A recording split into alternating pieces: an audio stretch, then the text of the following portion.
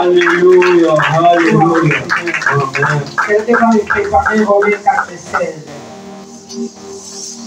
Dieu est vivant, Dieu est merveilleux, Dieu est puissant. C'est le thème de l'année. C'est l'année du repos. Et la fois passée, je disais pour entrer au repos, il faut travailler. Après avoir travaillé, tu rentres au repos. L'année du repos. Et pour entrer au repos, il faut des actes. Il faut poser des actes. Je vous ai donné l'exemple des 4 lépreux. Si les 4 lépreux étaient assis, ils n'avaient pas pris la décision d'aller à Syrie. Dieu ne devrait pas les accompagner. C'est pourquoi cette année, si tu veux avoir le repos signifie la joie. Si tu veux avoir le repos, il faut poser des actes. Si tu es chômeur, allez poser des dossiers quelque part. Si tu ne faisais rien, tu peux commencer à faire le commerce. Et tu vas voir quand l'argent va tomber sur tes mains, tu vas entrer en repos. Et tu vas sourire. Nous lisons la parole de Dieu dans Romains chapitre 4, le verset 16. Je lis la parole de Dieu dans Romains le chapitre 4, le verset 16. C'est pourquoi les héritiers le sont par la foi, pour que ce soit par grâce, afin que la promesse soit assurée à toute la postérité, non seulement à celle qui est sous la loi, mais aussi à celle qui a la foi d'Abraham, notre Père à tous, selon qu'il est écrit. Gloire au Seigneur, le thème que je vais décortiquer ce matin, les éléments qui accompagnent la foi. Je vais vous citer 5 éléments qui accompagnent la foi. Si tu fais le repos, il faut avoir les actes, il faut avoir la foi. Et ce que maman a déclaré pour ma vie, ça va s'accomplir. Ça ne sera pas des paroles déclarées, mais ça sera des paroles portées dans mon corps. Donc le thème de ce matin est les 5 éléments de la foi. Les 5 éléments qui accompagnent la foi. Les 5 éléments qui accompagnent la foi. Les 5 éléments qui accompagnent la foi. Éternel, bénis encore ta parole. Bénis la bouche de ta servante. Parle encore dans ma bouche. Je vais être comme un entonnoir. Verse la parole des plus au ciel. Au nom de Jésus, nous disons Amen. Faites vous asseoir. Je vais parler de la foi. Quelqu'un va me dire que maman, moi j'ai la foi. Tu as la foi, je ne refuse pas. Mais il faut que ta foi que tu as soit accompagnée de quelque chose. Si la foi est seule, ça ne peut pas marcher. C'est pourquoi je vous donne 5 secrets qui vont marcher avec la foi. D'abord, la foi, je vais donner la signification simple. La foi, c'est quoi? La foi, c'est quelque chose que tu n'as pas vu, mais tu crois que la chose là sera pour moi.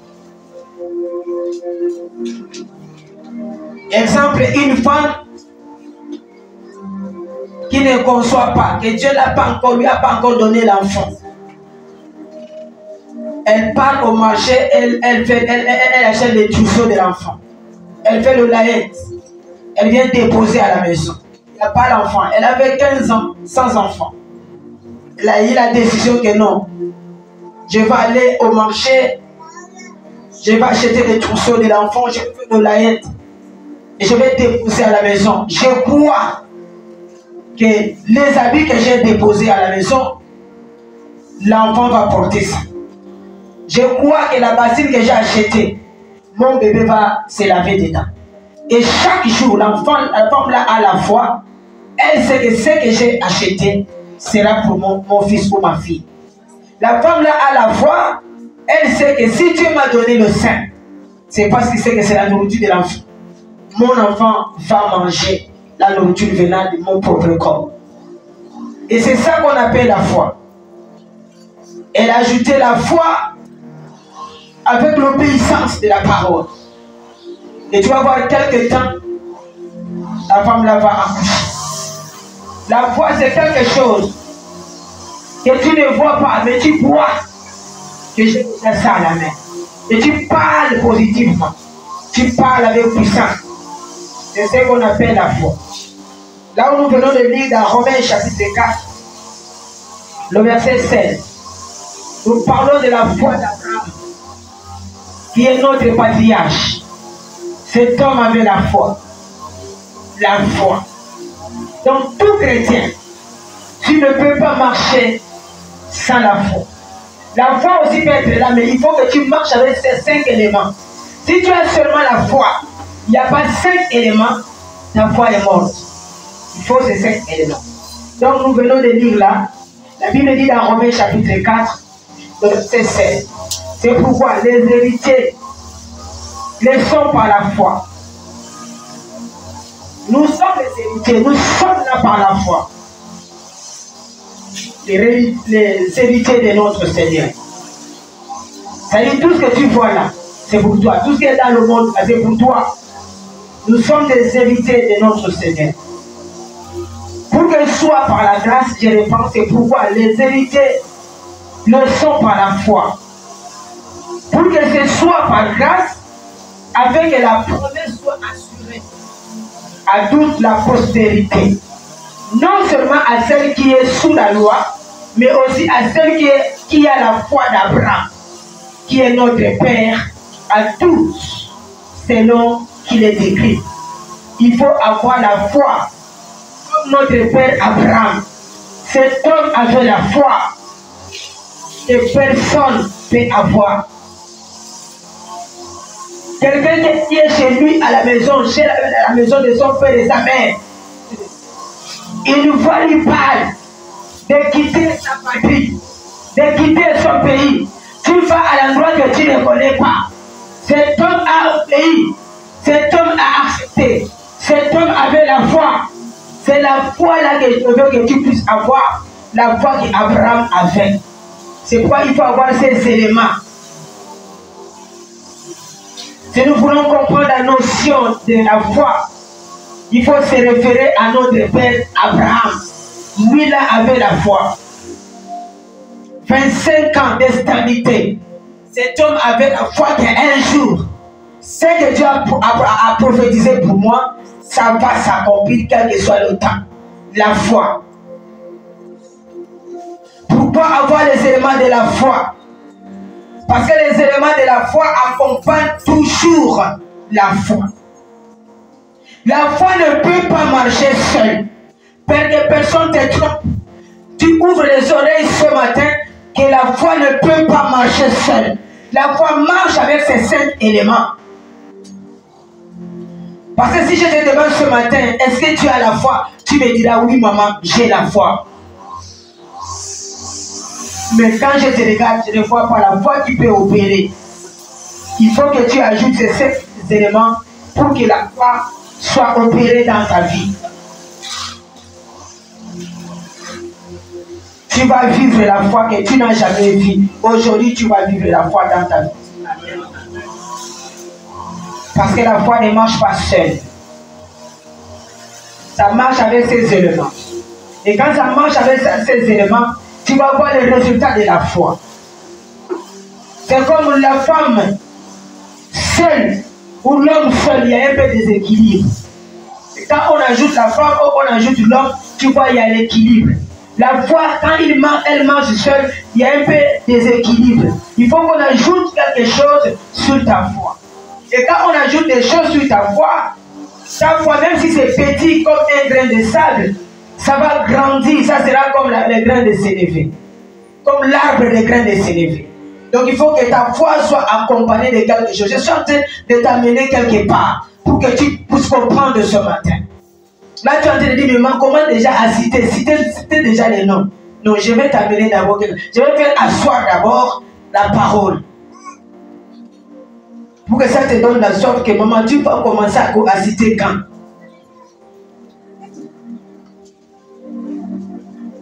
Abraham. Avant son nom, on l'appelait Abraham. Le nom avait 5 lettres. Mais quand la foi s'est installée, son nom a changé à Abraham. 7 lettres. La foi change la position de quelqu'un. La foi change l'identité de quelqu'un. Et ce matin, quand tu vas croiser Jésus, quelque chose va changer dans ta vie. Quand la foi là va commencer à opérer, tu vas sentir que oui, il y a quelque chose qui se passe maintenant dans ma vie. Donc à partir de maintenant, la foi va commencer à opérer. Tu vas quitter au rang des gens qui n'avaient pas la foi, qui doutaient. Tu vas entrer maintenant au rang des gens qui ne doutent pas. Les gens qui disent, moi je vais oser. Je vais oser. Je vais essayer. Et quand tu oses, Dieu t'accompagne. Ta foi n'est plus seule ce matin. Elle est maintenant avec 5 éléments qui vont changer ta vie. Tu ne sortiras pas comme tu es entré. Il y a un miracle qui va naître ce matin dans ta vie.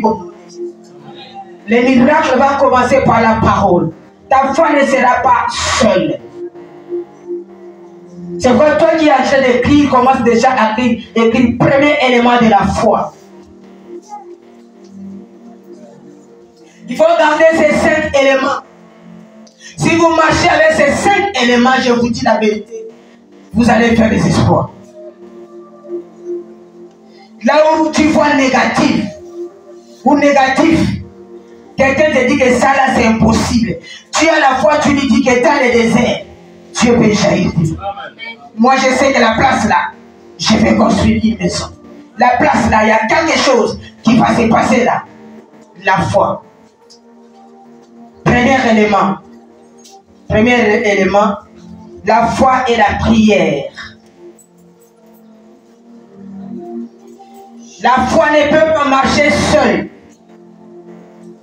La foi doit marcher avec la prière. Ils doivent se marier les deux. La prière et la foi. Les deux là, quand ils se parissent, il y a quelque chose qui se passe.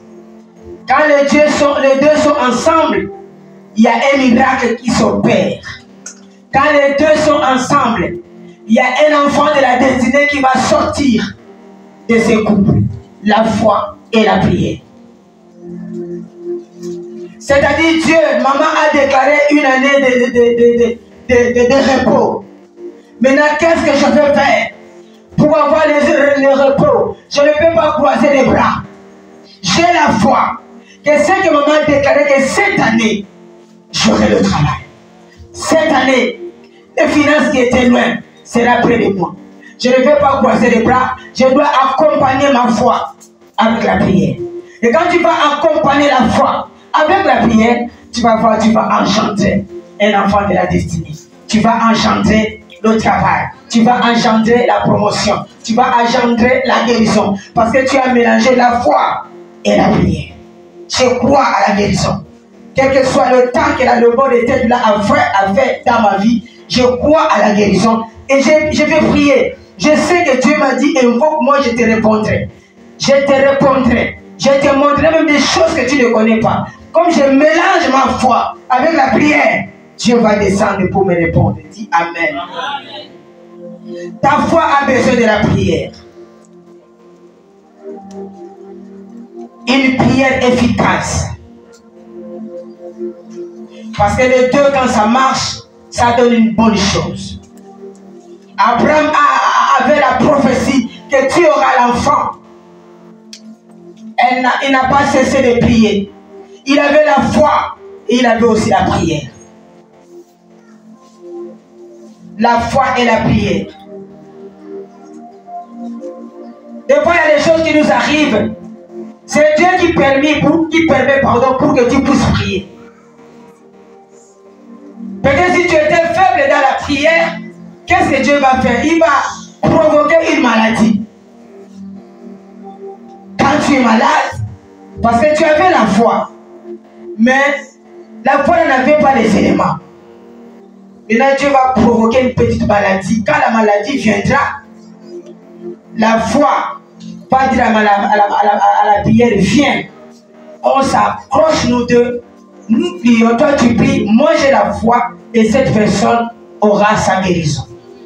Les deux marchent ensemble. La foi et la prière.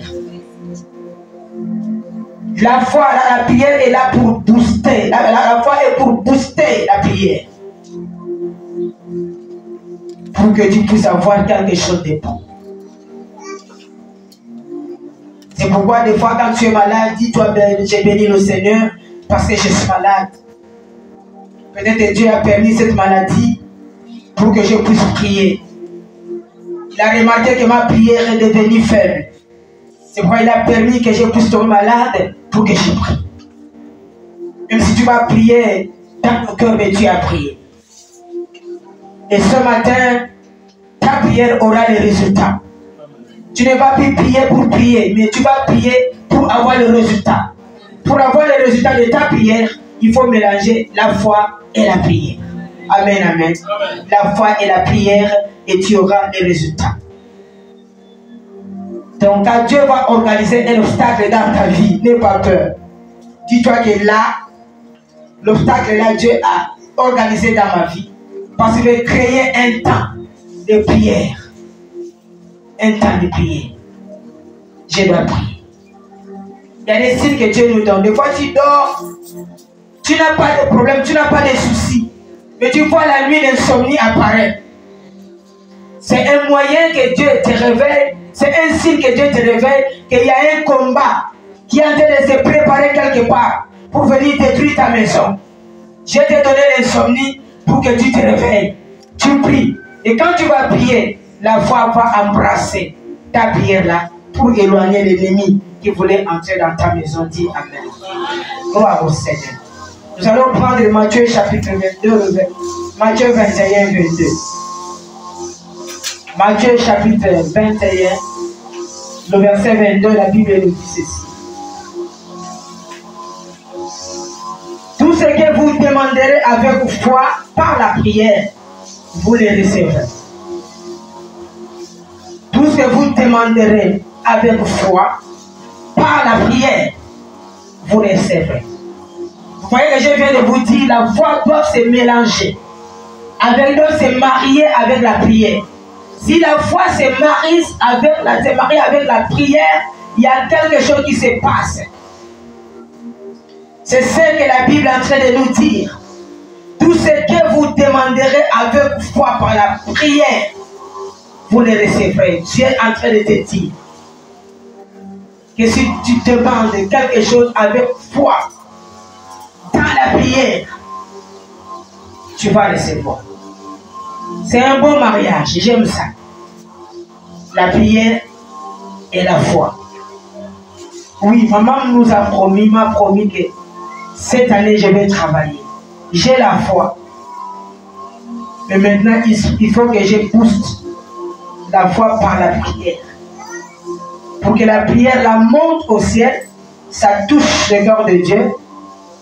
Et Dieu va regarder ma foi. Il dit oui, elle a la foi, elle voit à la parole qu'on avait déclarée. Et la prière là va engendrer une bénédiction ou un travail ou la promotion.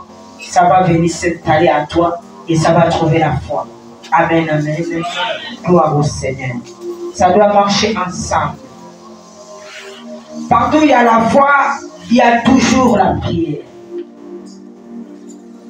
La foi ne peut pas être là et que la prière soit à part. Il faut avoir la prière. Ne dis pas que bon, j'ai la foi, c'est maman déclaré là, c'est bon. J'ai la foi, ça va s'accomplir. Ajoute la prière. Et elle n'a pas dit que l'année de repos, il faut se reposer. Non. Il faut te réveiller. Commence à prier. Gêner, prier, gêner. Fais des actes, des actions. Et après ces actions, Dieu va ajouter profit au nom de Jésus. Dis Amen. Quand j'essaie de lire les livres de la Bible, j'ai vu que cet homme Enoch n'est pas mort vite. Il a un peu vécu longtemps. Et je me suis demandé, mais pourquoi? Et j'ai compris parce que Enoch écrivait beaucoup. C'est pourquoi il a vécu longtemps. Parce qu'il y a des écritures que nous trouvons là. C'est lui qui a écrit. Et Dieu a laissé cet homme vivre longtemps parce qu'il savait qu'il va écrire des choses que nous allons trouver et nous allons lire. Nous allons lire de génération en génération. C'est pourquoi je voulais dire à quelqu'un ce matin, il faut toujours écrire. Aujourd'hui, si tu n'es pas là, quelqu'un peut se référer de ce que tu as écrit. C'est pourquoi tu vois, le testament est très important. Il faut toujours avoir un cahier à l'église, tu écris. Aujourd'hui, je peux partir.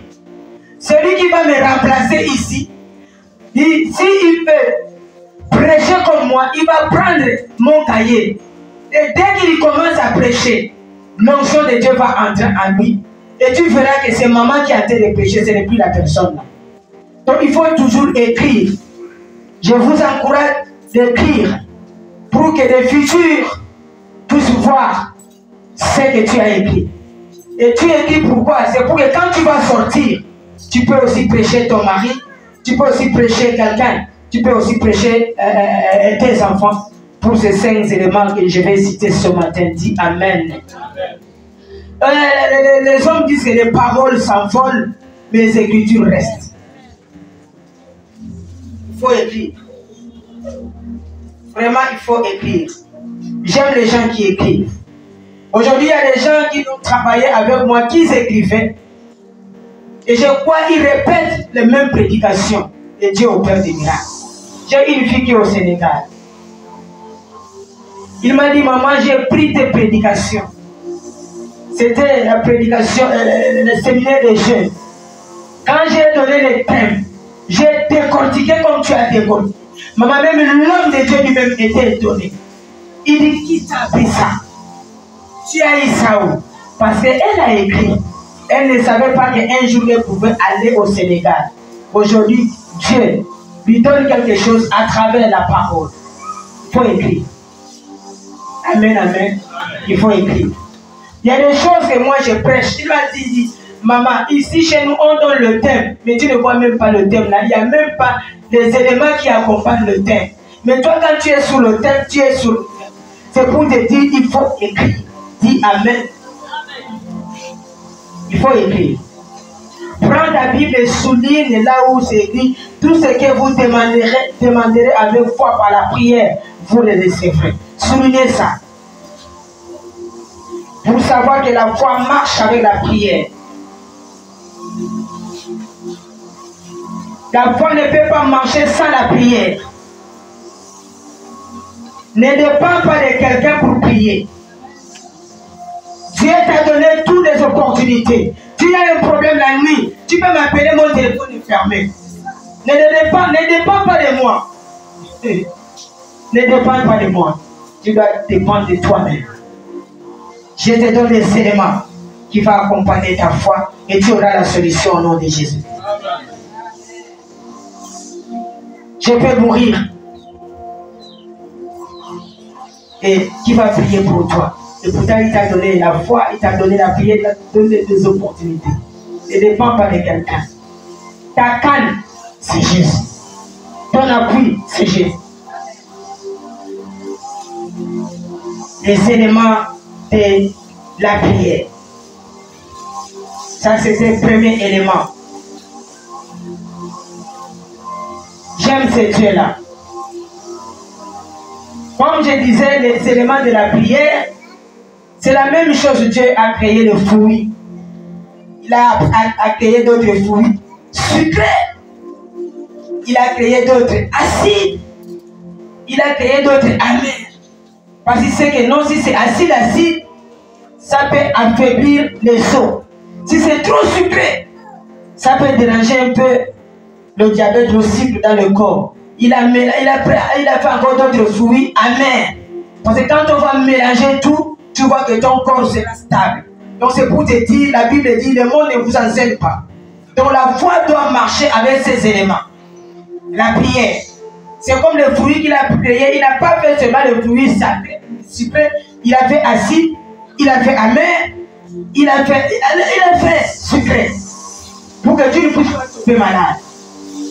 Donc, si le monde nous enseigne, il faut savoir que la foi marche avec la prière. Dis Amen. Et qu'est-ce que je voulais dire aussi? Je voulais dire, il y a des jours où quand je monte ici, la parole est trop sucrée.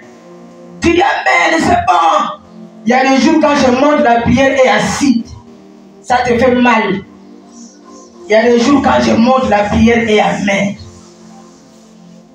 Tu te vois comme si maman est en train de m'indexer. Peut-être que quelqu'un va te dire à maman quelque chose.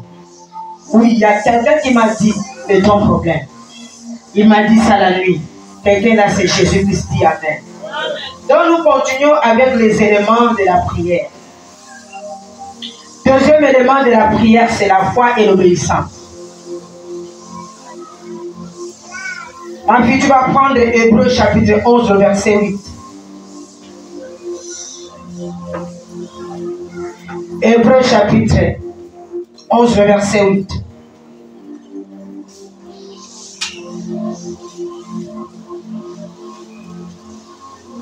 La foi et l'obéissance. Hébreux chapitre 11, verset 8. Je lis la parole de Dieu dans Hébreux chapitre 11, verset 8. C'est par la foi qu'Abraham, lors de sa vocation, obéit et partit pour un lieu qu'il devait recevoir en héritage, et qu'il partit sans savoir où il allait. C'est par la foi qu'Abraham, lors de sa vocation, obéit et partit pour un lieu qu'il devait recevoir en héritage, et qu'il partit sans savoir où il allait. Voilà la foi qui accompagne, qui se marie avec l'obéissance. Ma soeur, mon frère qui m'écoute dans la salle, la foi est puissante si ça se marie avec l'obéissance.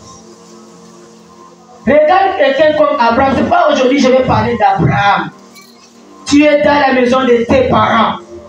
Tu manges bien, tu dors bien. Tu vois quelqu'un inconnu que tu ne connais pas, qui te parle, que tu ne connais pas, qui vient te dire, quitte ta maison, quitte ton pays. Oh. Quitte, obéis à ma parole, quitte ton pays. Quitte ta patrie. Va loin. C'est là-bas que tu vas recevoir ton héritage. Toi, tu peux faire ça. Toi, à chaque fois qu'il tape la porte, il dit, je suis gabonaise. Je suis gabonaise. Je suis gabonaise. Je suis gabonaise. Est-ce que toi, si une fois pendant que tu dors, te dit, quitte là où tu es, va en Guinée équatoriale. Va là-bas, je t'attends là-bas pour quelque chose. Toi, comme tu es là, tu vas obéir. Tu ne vas pas obéir. Nous obéissons souvent la voix qui te dit que lève-toi devant ta porte, il y a l'argent 10 millions. C'est là que tu vas obéir. Mais si les choses sont amères, tu ne peux pas obéir. Mais cet homme qui était bien dans sa famille, il vivait avec ses parents. Un homme comme ça, tu comprends une fois qu'il te dit que quitte là où tu es. Par la foi, Abraham a obéi. Il est parti à un lieu inconnu. Mais le lieu là qui devait avoir son héritage. Il est parti. Pourquoi? Parce qu'Abraham a obéi à la parole de Dieu. La foi marche avec l'obéissance. S'il n'y a pas l'obéissance, la foi n'a plus de valeur. Il faut mélanger ces deux choses. La foi et l'obéissance. C'est pourquoi beaucoup de gens prient, mais il n'y a pas de résultat. Parce qu'ils n'ajoutent pas la foi et l'obéissance. Si tu veux avoir le résultat, il faut ajouter la foi et l'obéissance. L'obéissance sur la foi, et là tu auras les résultats. Dis Amen. L'obéissance précède la gloire. Sois obéissant. Sois obéissant à Dieu. Sois obéissant à la parole de Dieu. Si tu as décidé que je vais faire telle chose à l'église, fais-le. Ne laisse pas. Amen, ma fille. C'est que tu suis la parole. Ne laisse pas.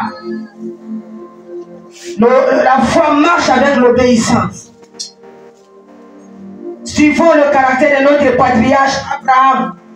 Il a mélangé la foi et l'obéissance. Il avait la foi que celui qui est en train de me parler, c'est celui qui m'a créé.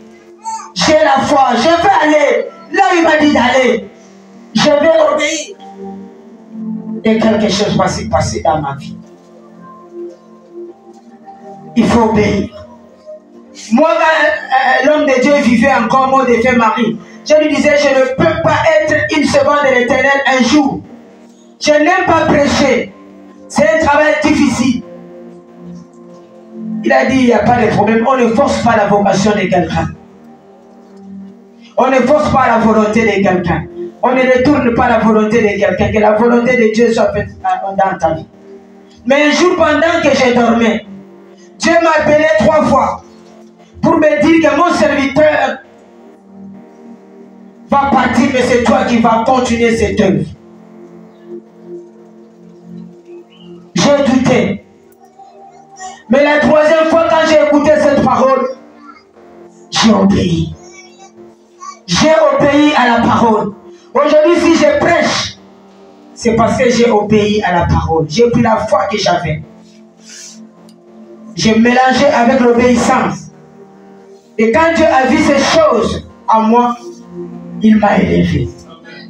Il a mis la parole puissante à moi. Il a mis la sagesse. Il a mis l'intelligence. Moi qui ne voulais pas prêcher. À cause de l'obéissance, il a dit, comme tu as obéi, tu refusais de prêcher parce que tu ne connaissais pas, tu vas commencer par où? Tu n'as pas été à l'école biblique. On ne t'a pas enseigné quelque part. Mais comme tu as obéi, je suis ton professeur. Comme tu as obéi, je suis ton maître. Comme tu as obéi, je suis ton conducteur. La foi marche avec l'obéissance. Au nom de Jésus, dis Amen. Amen. Quand il t'appelle, accepte. Et obéis. Et quand tu obéis, tu vas voir, Dieu va accompagner tes pieds. Et quand il va accompagner tes pieds, quelque chose va se passer. Quelque chose va se passer. L'obéissance. Beaucoup de chrétiens ont la foi, mais ils n'ont pas l'obéissance.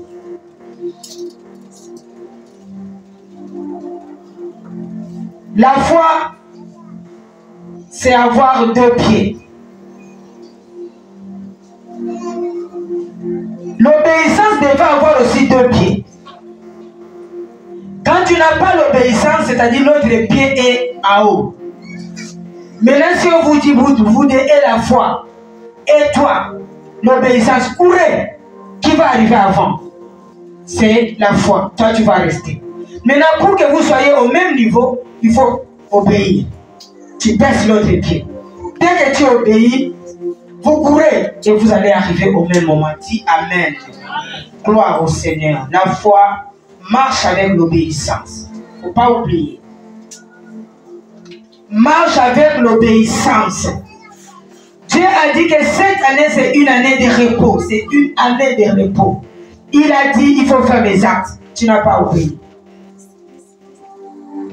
Il faut faire des actes, tu n'as pas obéi. Il t'a dit de mélanger ta foi avec la prière, tu n'as pas obéi. Mélange ta foi avec l'obéissance, tu n'as pas obéi. Mais à la fin, tu vas avoir quel résultat? Ne dis pas que maman a déclaré, mais pourquoi je n'ai pas. Non, non. Est-ce que tu as obéi ces éléments que je te cite là? Il faut l'obéissance. Maman te dit, va à l'église. Tu refuses. C'est manque de l'obéissance. Parce que Dieu est derrière la parole de ta mère. Quand maman déclare que va à l'église, il y a une bénédiction qui suit la parole de ta mère. Quand tu vas partir à l'église, il y a quelque chose qui va s'ajouter dans ta vie. L'obéissance. Marche avec la foi. Marche avec la foi. Je veux que ce matin, tu puisses regarder ton voisin. Tu dis à ton voisin que mon voisin soit obéissant. Mon voisin soit obéissant. Sois obéissant. J'ai béni Dieu parce qu'il y a des fois je voyage, je fais 3 mois ailleurs ou 4 mois ailleurs. Même si je ne suis pas à l'église, les gens sont obéissants. Et quand je reviens, je trouve l'église pleine, l'église assise, il n'y a pas de problème. Parce que les gens mélangent la foi et l'obéissance. On mélange ces deux choses. Tu ne peux pas laisser ta foi sans obéissance, mes enfants. Peut-être tu attendais une parole, ouais. Mais ce que je vous dis, c'est une clé de bénédiction. Apprends à obéir. Cette année, je veux l'obéissance. Cette année, je veux la prière. Que l'obéissance, la prière domine cette année. Et si tu respectes, tu verras les progrès. Les progrès dans ta vie. Tu verras la gloire de Dieu dans ta vie. Tu verras la main de Dieu dans ta vie. Il faut avoir la foi, il faut avoir l'obéissance. Et quand tu as ces deux choses, tes mains seront bénies. Ce que je vous dis, c'est la vérité. Troisième chose, les éléments de la foi, c'est la foi et l'amour. La foi doit marcher avec l'amour. Sans l'amour, la foi ne peut pas bien marcher. Comment quelqu'un qui n'a pas l'amour va se marier avec la foi? Jamais. Il faut avoir l'amour, il faut aimer tout le monde. La foi sans l'amour n'a pas de puissance. La foi ne fonctionne pas avec les rancunes. La foi ne peut pas fonctionner quand tu as des rancunes avec quelqu'un. La foi ne va pas fonctionner. Tu vas gêner même 100 ans. Tu n'auras pas un bon résultat. Parce que ta foi n'est pas accompagnée avec l'amour. Tu as quelqu'un que tu n'arrives pas à pardonner dans ton cœur. La Bible dit même que si tu veux donner une offrande à l'église, si tu te rappelles que j'ai un problème avec quelqu'un, dépose ton offrande là. Ne mets pas dans le panier, va faire la paix avec ton frère. Et puis tu viens donner l'offrande. C'est pour te dire que la foi doit marcher avec l'amour. Ils doivent se marier les deux. S'il n'y a pas l'amour, la foi ne peut pas exercer. Il faut que l'amour soit là. La foi ne fonctionne pas avec la haine. La foi ne peut pas fonctionner avec l'orgueil. La foi ne peut pas fonctionner avec la méchanceté. La foi ne peut pas fonctionner avec la division. La foi ne fonctionne pas avec le congossa. La foi ne peut pas fonctionner avec ces choses. Si tu fonctionnes avec ça, tu bloques ta vie. Tu bloques la foi de ne pas exercer. Il ne faut pas bloquer ta foi. Si tu as la haine avec quelqu'un, si tu as un problème avec quelqu'un, pendant que je suis en train de prier, prie dans ton cœur que je pardonne la personne. Et va voir la personne, dis-lui je te pardonne. Parce que la foi doit marcher avec l'amour. L'amour couvre tout. L'amour ne regarde pas les défauts. Il y a des gens qui sont restés beaucoup dans les défauts des autres. Ils oublient les qualités. Je te fais du bien. Peut-être pendant 4 ans, c'est moi qui te faisais du bien. Mais un jour, quand seulement je te gronde, tu oublies les 4 ans que je te fais. Ou l'homme de Dieu, ou la servante de Dieu t'a fait du bien. L'amour s'est envolé. Là, Dieu ne peut pas te bénir. C'est pourquoi mes enfants, dans la vie, il faut être toujours reconnaissant. Si une fois quelqu'un t'avait donné 100 francs, même si aujourd'hui tu as 10 000, pense au faible commencement. Amen, amen. Pense au faible commencement. Si un jour quelqu'un t'avait nourri, et que tu vois un changement dans la vie de la personne qui t'a nourri, dis Seigneur, je te bénis. Ne parle pas mal de la personne. Ne parle pas. Il faut que l'amour couvre le mal pour que la foi marche. Vous voyez que la foi, je peux dire, c'est un homme. Bien sûr, c'est au féminin. La foi, c'est un homme, mais il ne se marie pas avec n'importe qui. Il s'est marié d'abord avec la prière. Il s'est marié avec l'obéissance. Aucun homme dans la salle qui va accepter de se marier avec une femme qui va lui faire des troubles dans la tête. Aucune femme va accepter de se marier avec un homme qui va troubler sa vie. Et la foi, lui, elle a dit, je ne veux pas me marier avec n'importe qui. Lui, il cherche toujours des bonnes choses, des bons éléments. Il s'est marié avec la prière et ça marche. Il a vu le résultat. Elle a vu le résultat. Il s'est marié avec l'obéissance. Il s'est marié avec l'amour. Tu veux le résultat à ton problème cette année. Tu veux que tout ce que maman a déclaré s'accomplisse dans ta vie. Il faut respecter ces éléments. Il faut que ta foi marche avec ces éléments. Ne dis pas seulement que non, j'ai la foi que ce que maman a déclaré là, je vais porter ça comme la tenue. Non. Tu as la foi, mais il faut mélanger avec ces éléments. Si tu ne mélanges pas, l'année prochaine, tu vas encore répéter les mêmes déclarations. Mais si tu mélanges, l'année prochaine, tu vas changer. Tu vas avoir des résultats. Tu vas témoigner cette année.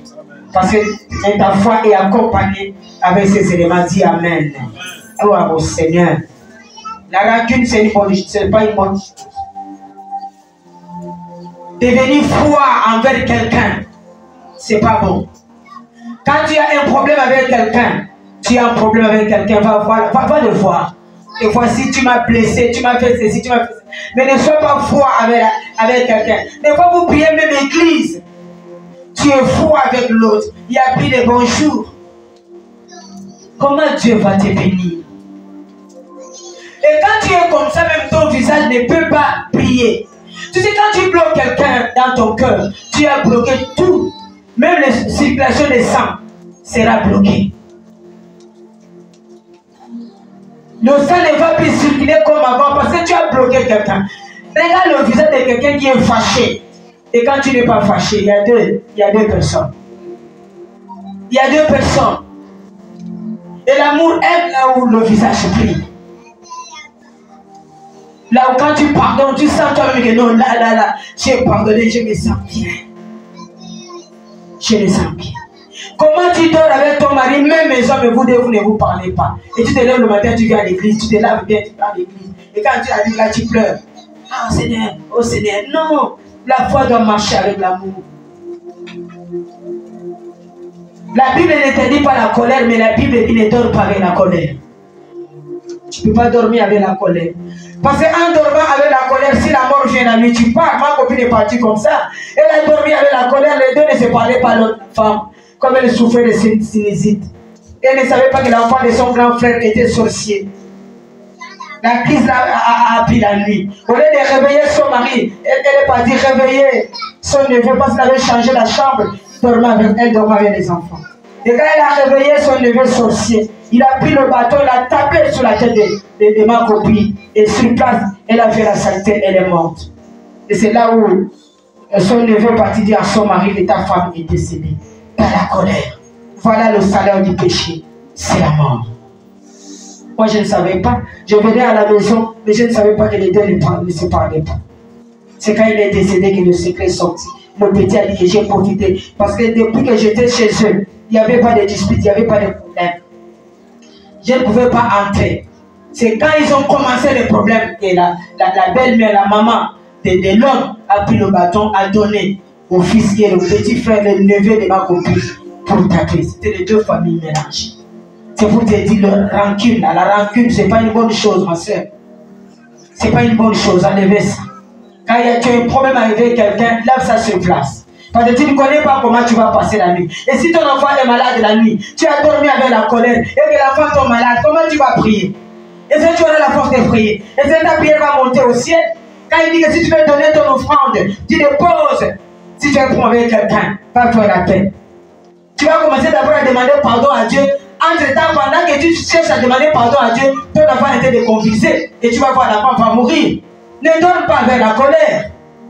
La foi marche avec l'amour. Je vous prêche beaucoup de choses dans cette église. Je vous donne des secrets.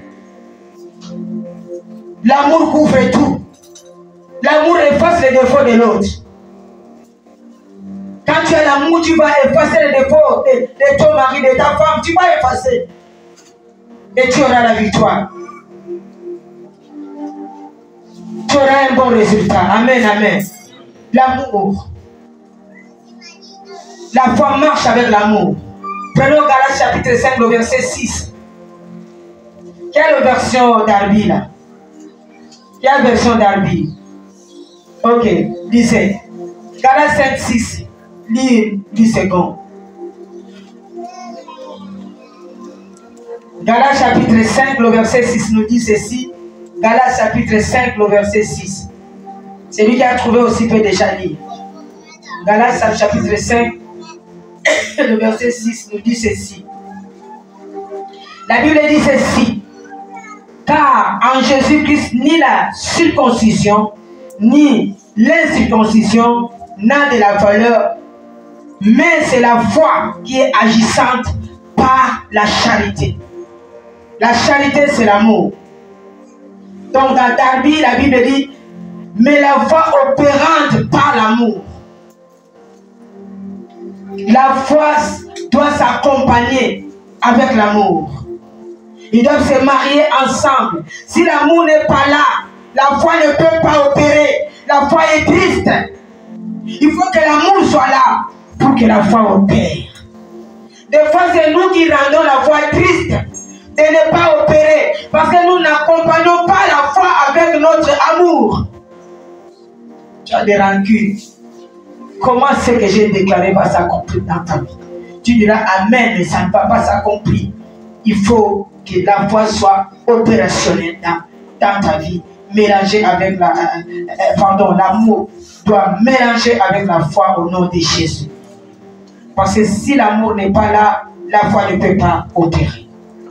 Vous voyez, si l'homme et la femme sont unis, ils s'aiment beaucoup. Et tu vas voir, si l'homme n'est pas là, la femme est triste. Si la femme n'est pas là, l'homme est triste. C'est comme ça avec la foi. Je ne parle pas de l'amour que nous voyons aujourd'hui. Je parle de l'amour que nous, on avait. C'est-à-dire, si ton mari n'est pas à la maison, n'est pas encore revenu, tu es triste. Tu te sens seul. Si la femme est sortie et que la femme n'est pas encore arrivée, tu te sens seul, tu es triste. L'amour, la foi, si elle est seule, elle est triste. Et quand l'amour vient, les deux s'accrochent. Tu vois, il y a quelque chose qui se passe. Il y a la guérison qui entre, il y a le travail qui entre, il y a la promotion qui entre, il y a des bonnes choses qui entrent dans ta vie parce qu'ils s'est mariés, ils s'entendent bien avec l'amour. Amen, amen. Il ne faut pas dire que non, j'ai la foi, mais en même temps j'ai la haine. J'ai la foi, mais en même temps j'ai une telle personne. Je n'aime pas voir cette personne. Non. Il faut aimer. Il faut aimer. Je sais que dans nos vies, il y a des gens, peut-être il n'a rien fait, mais tu n'aimes pas voir la présence de cette personne. Mais aujourd'hui, tu as lever la haine là. Tu dois avoir la présence, tu vas aimer la présence de toute personne tout autour de toi. Amen, amen. Donc, la foi marche avec l'amour. Foi plus amour, résultat, Dieu agit. La main de Dieu agit. La foi plus amour, il y a des miracles qui s'opèrent. Amen, amen. Quatrième élément.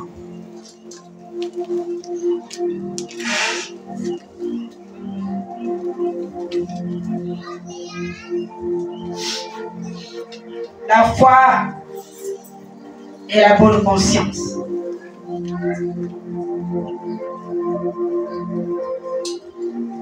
Qu'est-ce qui fait que la conscience devienne mauvaise?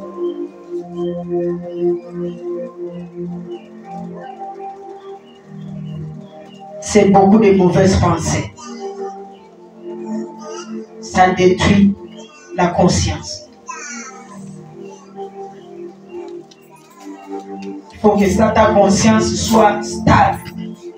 Si ta conscience est stable, quand la conscience se marie avec la foi, tu vois le deux va donner un bon résultat. Et je suis étonné, tous les éléments sont au féminin. Dieu aime les femmes. C'est ça, je commence à voir ça. Tous les éléments, c'est au féminin. Tout, jusqu'à la fin, jusqu'au 5e, c'est au féminin. Ça, c'est le 4e élément. La conscience. Il y a un esprit qui te dit, va à l'église. Là, c'est l'esprit de Dieu. La conscience te dit, à l'église baisse. Tu as commencé depuis longtemps, il y a quel résultat que tu as eu? Regarde, ton problème là ne change pas.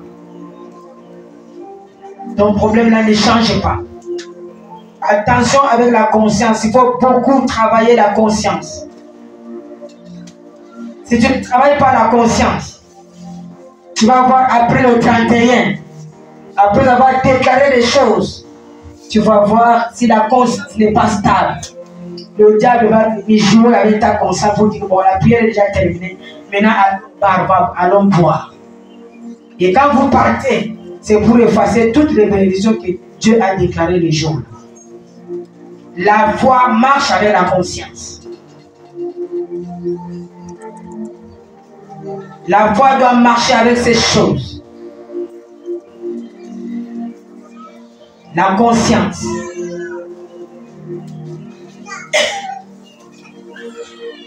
Le diable utilise beaucoup la chair.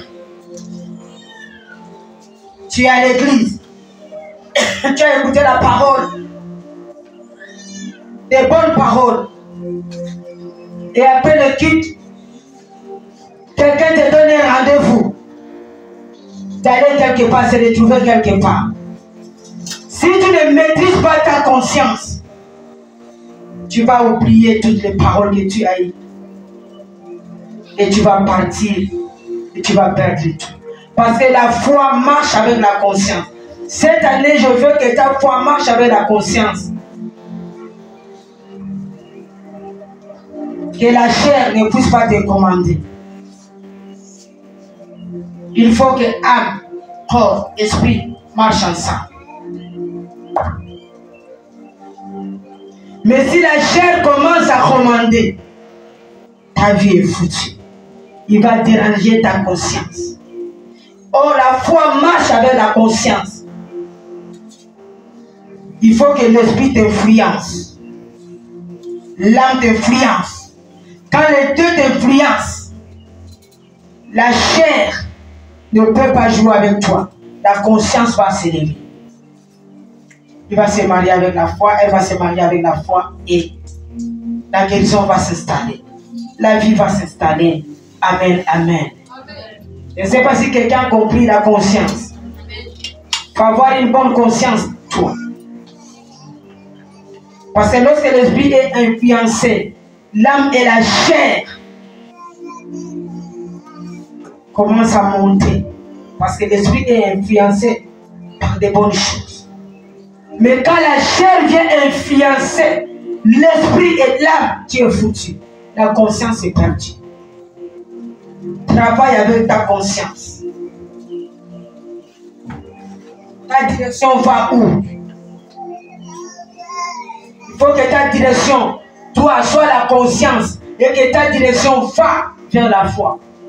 Ta direction ne va pas aller vers le bas. Va vers la fornication, vers le mensonge, vers le manque de prière. il faut que ça parte vers la foi. La conscience va vers la foi. Et quand ça se ressent, ça se marie le deux et il y a quelque chose qui se passe. Amen, amen. Je veux que tu dis à ton voisin que voisin, à partir d'aujourd'hui, je vais travailler ma conscience au nom de Jésus-Christ. La conscience va te dire, fais ça. Ce que tu fais, c'est bon.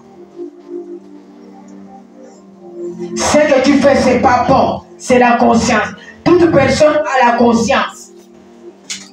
Tu peux tromper les gens, mais tu ne vas pas tromper ta conscience. Je me lève là, je prêche sur, exemple, le vol. Mais je sais moi-même que je suis dans le vol. La conscience, on ne trompe pas ça. Tu peux apparaître belle, mais au-dedans de toi, tu sais que j'ai un problème qui tourmente ma vie. C'est tel problème. C'est ça la conscience. Ça doit se marier avec l'amour. Ma conscience est que ce que j'ai déclaré là, ça va s'accomplir. La foi me dit, tu es sûr? Je dis, je te dis que je suis sûr. Il dit, oui, je te donne la foi. Dès que la conscience se mélange avec la foi, j'ai un bon résultat.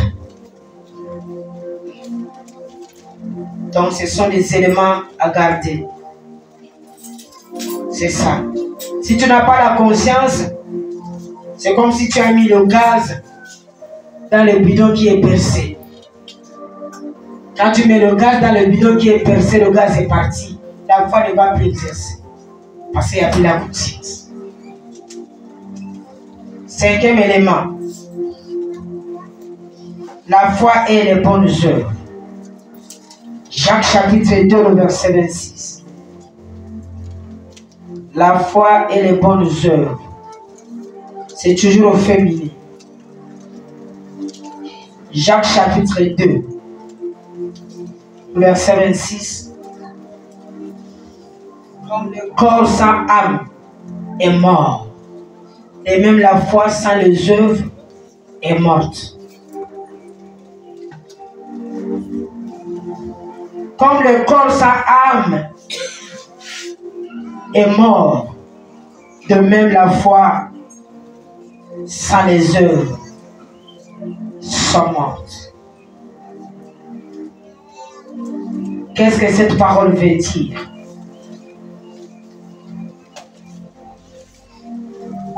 Les œuvres.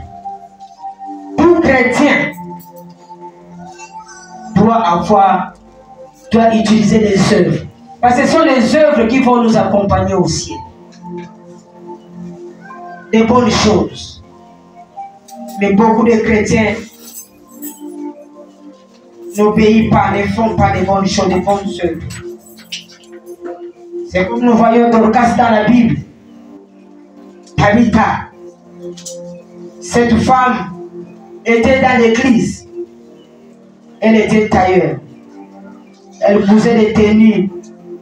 Elle habillait les veuves. Elle était veuve. Elle faisait des bonnes œuvres. Le jour de sa mort, Dieu l'a ressuscité à cause de ces bonnes œuvres qu'elle faisait. La foi et les bonnes œuvres, les deux s'accompagnent.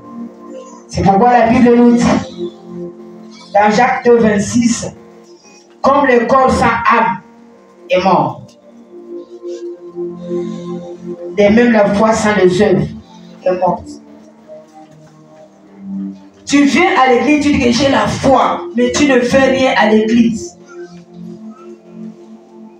Tu ne fais rien. Tout ce que peut-être on demande pour la construction, tu ne donnes pas. Pour telle chose, tu ne donnes pas. Pour ceci, tu ne donnes pas. L'offrande même, tu ne donnes pas. Quelle œuvre qui va t'accompagner au ciel? Nous voyons Ézéchias. Dieu a dit à Ézéchias, je termine par là. Dieu a dit à Ézéchias, Il dit à l'homme de Dieu, va dire à Ézéchias, le roi Ézéchias, qu'il commence déjà à donner les ordres dans sa maison. Il commence à donner l'héritage à ses enfants. Parce que demain matin, dès qu'il va mettre ses pieds sur le tapis de sa chambre, Ézéchias mourra encore de son péché. L'homme de Dieu a dit à Ézéchias, le roi, que regarde ce que Dieu m'a dit pour toi, tu mourras demain matin. Et quand Ézéchias est resté, Ézéchias a dit, oui, c'est Dieu qui a dit que je mourrai. Il a tourné son dos vers le mur. Ézéchias a commencé à mélanger la foi et la prière. Il a dit, Seigneur, ouvre ton livre de souvenirs. Regarde les œuvres que moi j'ai faites. J'ai habillé les veuves. J'ai nourri les orphelins. J'ai donné les dîmes, les offrandes. Malgré, j'étais dans le péché, mais Seigneur est là. Et quand Dieu a ouvert le livre de souvenirs d'Ézéchias, il était étonné de voir les œuvres d'Ézéchias, de voir les bonnes choses qu'Ézéchias a fait. Et quand Dieu a vu, il a appelé l'homme de Dieu qui sortait. Il dit non, reviens. Parce que les œuvres que cet homme a fait a touché mon cœur. Dis à Ézéchias qu'il ne mourra pas. Je vais ajouter encore dans sa vie 15 ans des années. Pourquoi? À cause des œuvres. C'est pourquoi Dieu est en train de dire, comme le corps sans âme est mort. Donc s'il n'y a pas les œuvres, si ta vie, il n'y a pas les œuvres, tu es comme un corps qui n'a pas l'âme. Tu es mort. Il faut avoir les éléments, les œuvres qui vont t'accompagner dans la prière. Quand tu vois que tu es limité, tu es bloqué quelque part, touche le corps de Dieu. Dis à Dieu, souviens-toi, Seigneur, que j'ai fait du bien à telle place. J'ai fait du bien à l'église. Quand on demandait l'argent de la construction, Père, j'ai donné. Seigneur, j'ai habillé ta servante. Seigneur, je donne des dîmes, je donne des offrandes. J'ai fait les œuvres, j'ai balayé. J'ai su les chaises. Père, souviens-toi de moi. C'est des œuvres-là qui vont t'accompagner. C'est-à-dire les jours de ta mort, quand on va donner le micro à quelqu'un, chacun va témoigner un bien pour toi. Elle a fait ceci pour toi. Elle a fait cela pour moi. Elle me disait comme ça. Elle me disait comme ça. Elle me disait comme ça. Elle faisait comme ça. Elle faisait comme ça. Elle faisait comme ça. Ce sont des œuvres qui vont t'accompagner. C'est ça, c'est ce que la Bible dit. Qui sont les œuvres qui vont t'accompagner? La haine. Il y a une femme qui mort à côté de chez nous, là, on habitait à Thomas, mais Michel est encore, je crois, 7 ans, 8 ans.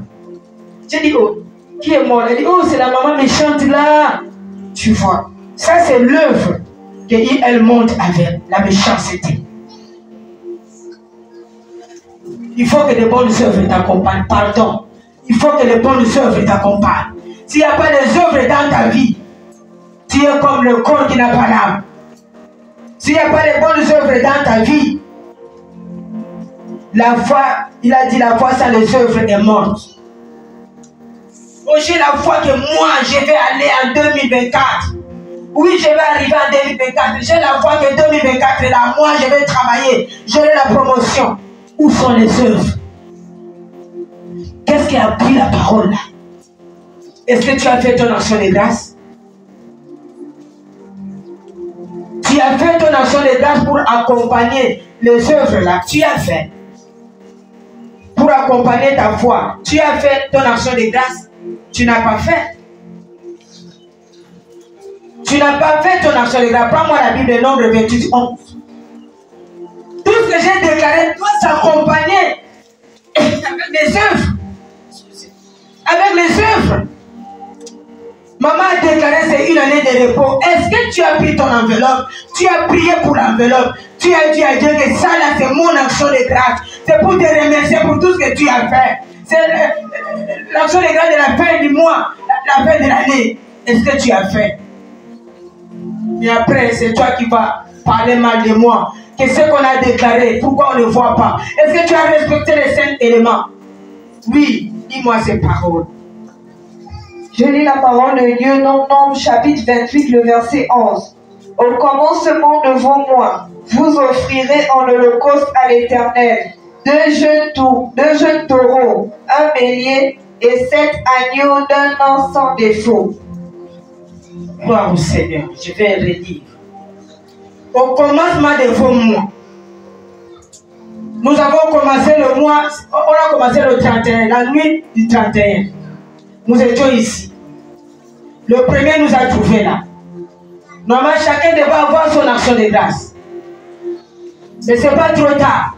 Mais est-ce que tu as donné ton action de grâce qui va accompagner les déclarations que j'ai déclarées? Parce que là où nous venons de lire au verset 11, au commencement, devant moi, vous offrirez un holocauste à l'Éternel, 2 jeunes taureaux, un bélier et 7 agneaux d'un an sans défaut. Lui-même, Dieu a précisé les choses qu'il veut. C'est des bonnes choses. J'aime ce Dieu. Il ne prend pas n'importe quoi. Tu ne peux pas prendre des miettes pour dire que non, je donne ça à Dieu. Non. Lui, il aime des bonnes choses. Il a dit au commencement de vos mois, tous les mois, au commencement de vos mois, le mois de janvier a commencé. Le 1er janvier, on n'a pas encore terminé le janvier. Il faut dédicacer ton mois de janvier. Il faut chaque mois faire la dédicace des mois, faire la dédicace de l'année. Je vous ai prêché sur les actions de grâce. Je parle des actions de grâce, des œuvres qui vont accompagner la foi. Oui, nous avons la foi que tout ce que maman a dit, ça va se réaliser. Mais maintenant, il faut dédicacer votre mois. Vous offrirez un holocauste à l'Éternel, 2 jeunes taureaux. Et pourtant, 2 jeunes taureaux là pouvaient encore rester pour faire encore des bœufs. Mais il dit, donnez-moi ces 2 jeunes taureaux. Il a précisé. Il a demandé encore un bélier et 7 agneaux d'un an sans défaut. Pourquoi nous dédicassons l'année? Pourquoi nous dédicassons la fin du mois? C'est pour recommander ta famille dans la main du Seigneur. Dieu descend là où il y a le sacrifice. Regarde, il a dit qu'il faut dédicacer tout. Chaque mois, il faut dédicacer avec un sacrifice. Ce sont des œuvres qui vont accompagner ton année. Ce sont des œuvres qui vont accompagner ton mois. Que la porte de ton mois soit ouverte. Il y a des gens à l'église qui aiment Dieu, qui m'ont appelé sur WhatsApp que maman, il y a un problème là. Cette année, c'est comme si on n'a pas donné des actions de grâce. Tu n'as pas parlé de ça. J'ai dit, bon, peut-être l'erreur parce que je ne vous ai pas donné les enveloppes, mais j'avais parlé de ça. Que chacun apporte son enveloppe. Elle m'a dit, c'est mieux que moi, quand toi tu nous donnes ton enveloppe, c'est déjà béni. Et ça nous donne la force. Tu n'as pas encore donné ton action de grâce. Comment déjà te préparer? Avant la fin du mois, tu donnes ton action de grâce qui va accompagner cette année jusqu'à la fin. Pour remercier le Seigneur. Ce sont des œuvres. C'est-à-dire que la foi doit marcher avec les bonnes œuvres. Jacques 2, 26, la foi doit marcher avec les bonnes œuvres. Tout cela, c'est parmi les bonnes œuvres. La dîme n'est pas l'action de grâce. La dîme, c'est ce que tu as travaillé. Quand tu as ton salaire, tu enlèves 10e de ton salaire, tu donnes à Dieu. Ce n'est pas action de grâce. Celui qui ne donne pas 10e de son salaire à Dieu, c'est un voleur. Si tu gagnes 200 000 et que tu donnes 10 000 francs, tu es un voleur. Tu n'as pas donné la dîme, tu as donné le franc. Tu as donné le franc. Donc la dîme, c'est ton salaire. Tu vois vraiment ton salaire là, tu déposes. Tu dis, j'enlève d'abord pour Dieu. Quand tu vas enlever pour Dieu, il va te donner l'intelligence, la sagesse. Tu vas bien gérer ton argent. Mais tant que tu ne donnes pas à Dieu, tu vas voir que tu gagnes beaucoup. Mais tu manges comme une fourmi. Tu ne feras rien. Parce que tu n'as pas pensé à Dieu. Ce sont vos œuvres qui vont vous accompagner. Si je ne prêche pas ces choses, vous serez pauvres. Moi-même, je donne la dîme. Mon fils est là, il m'a vu un jour, il m'a surpris. Tu m'as supplié de donner la dîme de combien? De 250 000. Toi, tu peux donner. Tu peux donner. Je ne savais pas qu'il était derrière moi. J'ai donné la dîme. Je t'ai envoyé sur le témoin. À mon père. 250 000. C'est ça la dîme. Et ça ne me dit rien. Parce que je sais que je donne à mon Dieu. Je prêche ce que moi-même je fais. Je ne prêche pas ce que je ne fais pas. C'est pourquoi quand tu me regardes, tu ne peux pas dire que tu ne peux pas me considérer même que je suis veuve. Non. Parce que moi, mes œuvres vont m'accompagner. Mes œuvres, je dis encore, vont m'accompagner. Je vous ai bien prêché sur l'action de grâce. Tu cherches l'argent, il faut booster. Tu cherches les finances, il faut booster. Parce que cette année, c'est l'année des actions. Si tu es dur, Dieu aussi sera dur avec toi. Amen. C'est pour te dire, moi, l'argent ne me dit rien. Mais je veux seulement que tes œuvres parlent. Pour qu'un jour, quand tu es bloqué pour les finances, tu demandes à Dieu, il ouvre le robinet du ciel. Que sa banque, les papiers tombent sur ta main. Pour te dire que tout ce que tu donnais, ton compte est là. Prends ton argent. Acclamons le Seigneur. Acclamons le Seigneur. Gloire à Dieu. Les éléments de la foi. Est-ce que nous pouvons citer ces éléments à la fois de la foi? Ensemble, nous citons tous les 5 éléments de la foi que nous allons retenir cette année. Les éléments que la foi marche avec. Premier élément, c'est quel élément? Deuxième élément. Troisième élément. Quatrième. Cinquième. L'acclame le Seigneur.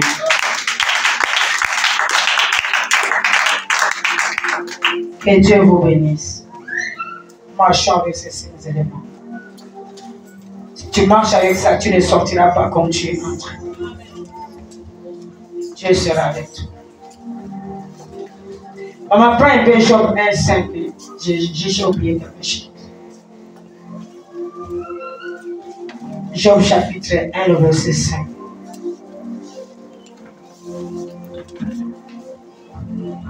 Job chapitre 1, le verset 5. Je vais lire. Écoutez bien, là nous sommes déjà après les fêtes. J'aime prendre dans la Bible. Et quand les jours des festins étaient passés, quand la fin de l'année, la fin de l'année est passée, Job appelait et sanctifiait ses fils. Puis il s'est levé de bon matin et offrait pour chacun d'eux un holocauste. Car Job disait, peut-être mes fils ont-ils péché et ont-ils offensé Dieu dans leur cœur. C'est ainsi que Job avait coutume d'agir.